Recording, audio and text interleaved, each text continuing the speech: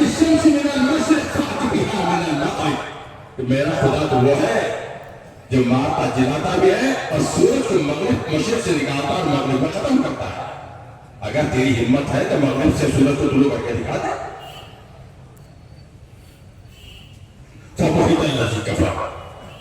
تو اب یہاں بغلیں جھانکنے لگا.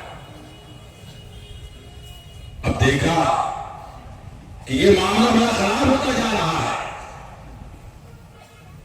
تو مختلف طریقے آزمائے گئے.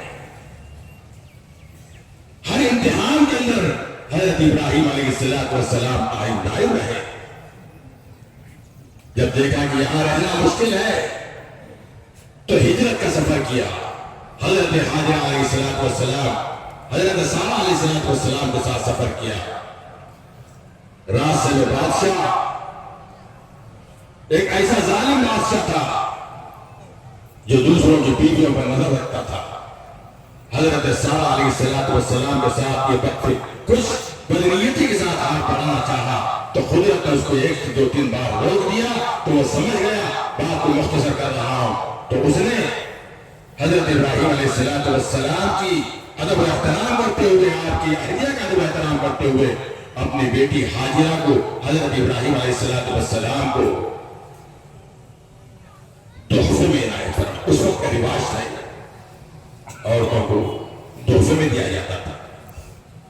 نبی پاک صلی اللہ علیہ وسلم کی خدمت میں بھی ایک بادشاہ نے 2 باندیوں کو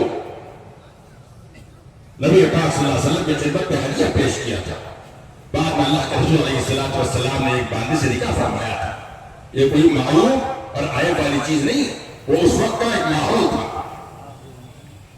تو اللہ نے حضرت سارہ علیہ السلام کو کوئی اولاد نہیں عطا فرمائی تھی. حضرت حاجرہ کے لیے حضرت سارہ نے حضرت ابراہیم علیہ السلام کو مشورہ دیا کہ آپ ان سے رشتے اشتباہ کے اندر جڑ جائیں تاکہ اولاد کا سلسلہ جائے.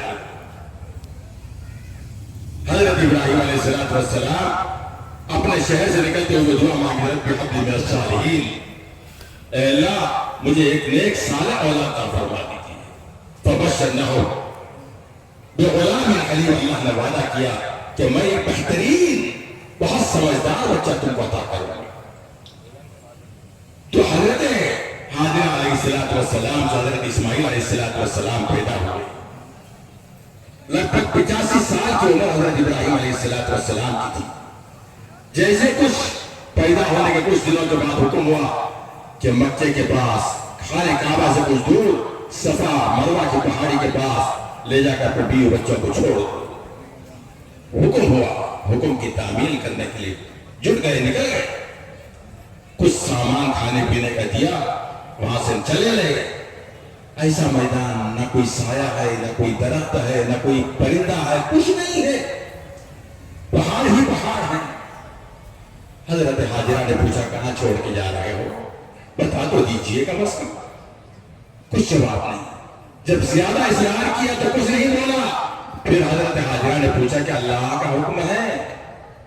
ہاں نام, یہ اللہ کا حکم ہے. تو کہا کہ پھر تو ٹھیک ہے.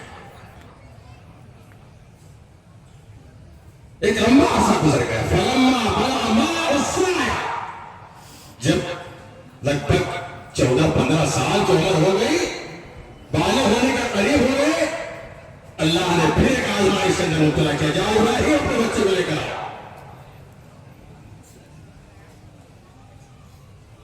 ایسا عظیم امتحان دیا. اللہ نے حکم فرمایا کہ میری راہ میں اپنے بیٹے کو قربان کر دو, میری راہ میں اپنے بیٹے کو قربان کر دو. حضرت ابراہیم علیہ السلام نے اللہ کے حکم کے مطابق اپنے بیٹے کو لے کر چلتے بنے. راستے میں شیطان نے بہکایا کہ کہاں قتل کرنے کے لیے جا رہا ہو.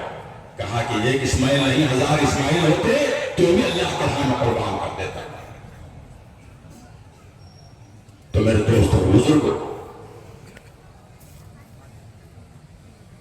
حضرت ابراہیم نے پوچھا بیٹے فنظر ماذا ترى, میں ایسا خواب دیکھا تجھے ذبح کر رہا ہوں.